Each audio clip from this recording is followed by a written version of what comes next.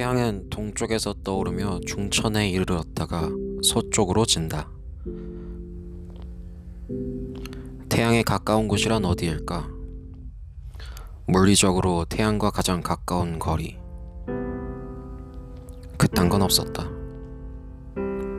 천체에 관한 지식이 있다면 아마 중천에 떠있는 해 아래에 있는 것이 그나마 가장 가까운 거리일 것이다.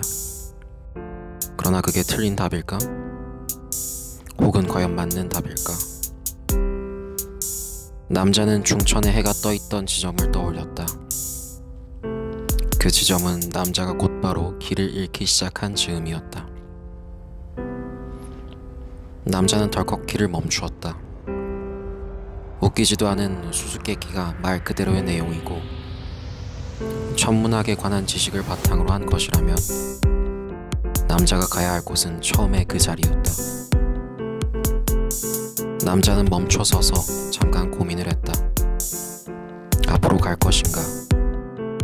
아니면 왔던 곳으로 돌아갈 것인가? 이 숲에서 한 자리의 집을 찾기 위한 방법으로 가지 않았던 길을 가는 게 옳은가? 아니면 수수께끼와 자신이 내놓은 그저 빈약한 추론을 따라 돌아가는 게 옳은가? 남자는 돌아가기로 했다. 머리를 흔들고 방향을 고쳤다. 뒤를 돌아서 다행히 남자는 꾸준하게 나무에 상처들을 내며 길을 걸어왔다. 돌아가는 것만큼 확실한 일은 없었다. 식량은 한 두 끼 정도가 남아 있었다. 돌아간다면 식량을 새로 찾을 걱정부터 해야 할 것이었다. 밤의 숲은 위험하다. 그러나 여기는 사람에게 별로 위험한 짐승이 돌아다니지 않는 특이한 구역인 듯 남자에게 해로운 것은 그다지 없었다. 어둠만이 남자에게 방해물이었으나 그는 아주 질이 좋은 기계식 랜턴을 가지고 있었다.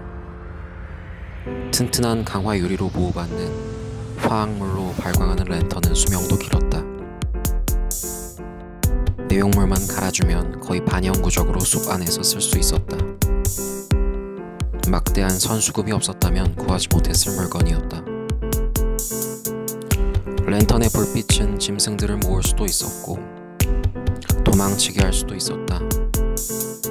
남자는 어쨌거나 길을 계속 갔다. 왔던 길을 돌아가는 건 처음보다 아주 조금 빨랐다. 길이 남자의 몸에 익숙했던, 아니면 그저 남자가 지나오며 밟은 흔적들이 미약하나마 길을 냈을지도 모른다. 저녁에 돌아가기 시작한 여정은 그대로 밤이 되고 깊은 새벽이 되어서야 끝을 맞았다.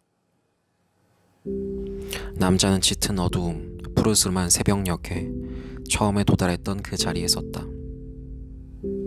어디냐? 그래서 남자는 랜턴을 들고 이리저리를 찾았다. 반경 50보 안을 벗어나지 않고 도끼로 흔적을 남기며 탐색했다. 아니 근데 처음에 여기서 인위적인 나무 정원과 거대한 가디언을 발견했다면 길을 벗어나지도 않았을 거잖아. 남자는 잠시 든 생각에 생각이 꼬이는 걸 느꼈다. 그래, 그가 가진 단서는 여러 가지였다. 한 가지 단서만이 있진 않았다.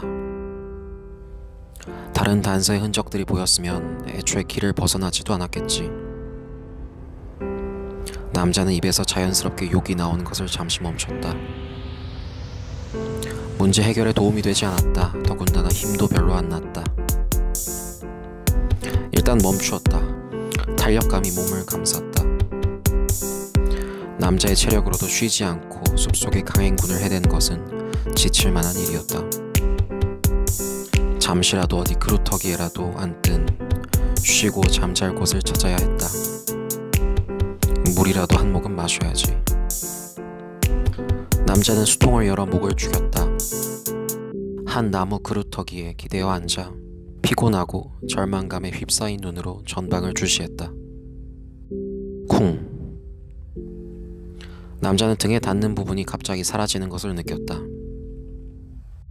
그는 아무것도 없는 허공에 등을 기대려 했던 멍청한 사람이 된 모양으로 그대로 땅바닥에 뒤통수를 박았다. 그는 시야가 사라진 것을 느꼈다.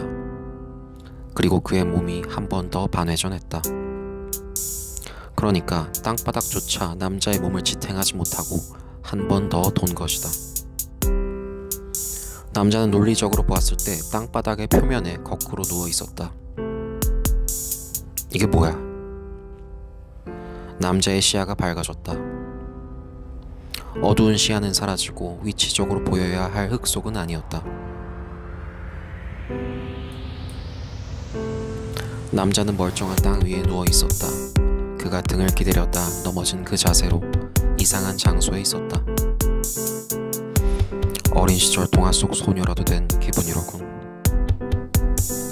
꿈 많은 소녀는 현실을 있는 그대로 보지 않고 환상을 꾸며서 현실을 인식하고는 한다. 유년기의 미숙한 자아와 시야가 만들어낸 유치한 꿈이었다. 남자는 그 속에 들어온 기분을 느꼈다. 성인이 되고서도 한참이 지난 사내가 할 만한 상상은 아니었다. 다만 그의 오감이 현실감을 자아내고 있다는 것이 조금 문제였다. 숲의 은자가 마법사라면 별로 놀라운 일은 아니었다. 일단 남자는 마약을 한 전적이 있진 않았다. 어서 오시게, 여행자여. 인자한 목소리가 들려왔다. 남자는 옆을 바라보았다. 남자가 있는 곳은 인조적인 조명 등으로 환하게 밝혀두기라도 한 듯 훤한 광장 같은 자리였다. 주변으로 동그랗게 둘러싸고 있는 나무들의 배열이 참으로 인위적인 정원 같았다. 그가 고개를 돌리자 본 건 거대한 상판이었다. 상판, 낯짝. 허허허. 거대한 상판대기는 인간의 것이 아니었다. 남자는 그가 주워들었던 단서들을 보고 있었다. 남자의 옆에는 코끼리보다 조금 작은 사자가 비현실적인 크기의 상판대기를 들이대고 있었다. 음성은 그쪽에서 들려왔다. 당신이 라그누스라는 숲의 현인이십니까? 남자가 더듬대며 말을 물었다. 사자로부터 목소리가 들려왔다. 그렇다네. 그런데 지금 자네가 보고 있는 건 우리 집을 지키는 사자 갈랑이로군. 나는 여기 있어. 남자는 찬찬히 목소리에 귀를 기울였다. 가만히 듣고 있자니 사자 입에서 목소리가 나오는 건 아니었다. 그는 고개를 위로 들었다. 사자의 갈기 뒤에 가려져 잘 보이지도 않는 부근에 땅딸막한 노인네가 앉아 있었다. 자네 지금 땅딸막하다고 생각했나? 갈랑 왼팔을 잠깐만 씹었다가 놓아주렴. 크르릉. 으아! 남자는 소리를 지르며 고개를 저었다. 사자, 갈랑의 성대에서 오금을 저리게 하는 으르렁거림이 들렸다. 사자의 이빨은 하나하나가 무슨 단검 같은 크기였다. 허허허허. 농담이라네. 숲의 현인은 사람을 해치지 않아요. 먼저 해치려고 하지 않는 이상.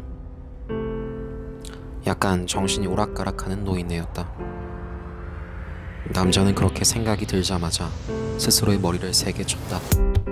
생각을 제어해야 하는 모양이었다. 괜찮다네. 그건 나도 인정하는 부분이거든.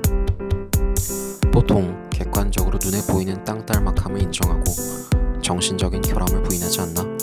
라고 생각하고는 남자는 한 번 더 자신의 머리를 가격했다. 도저히 생각이 제어가 되지 않았다. 그렇게 살아본 적이 없어서인가? 궁금증이 많은 친구로구만. 일단 먼 길을 찾아오느라 고생했네. 처음에 씹어 먹으라고 한 건 당연히 농담이야. 나는 손님을 험하게 대접하진 않지. 일단 집에 들어가 천천히 이야기를 들어보지. 크르르르릉. 갈랑이 귀엽게 가르릉거리며 고갯짓으로 집을 가리키더니 어슬렁 걸어가기 시작했다. 그 몸짓이나 움직임이 말했듯 코끼리에 가까워서 남자는 처음 느껴보는 종류의 위압감을 느꼈다. 이건 현실에서 볼 수 있는 위압감은 일단 아니었다. 남자가 일개 대대 정도의 숫자로 있어도 이거랑 싸우기는 싫었다. 남자는 후들거리는 다리를 간신히 일으켰다. 이 꿈속 같은 세계는 일단 일반적인 상식으로 몸이 움직이기는 했다. 남자는 광장의 중앙에 보이는 작은 오두막으로 향하면서 아직도 본인이 꿈을 꾸는 건지 혹은 숲속에서 정신을 잃어 죽기 전에 환상을 보는 건지 오락가락했다.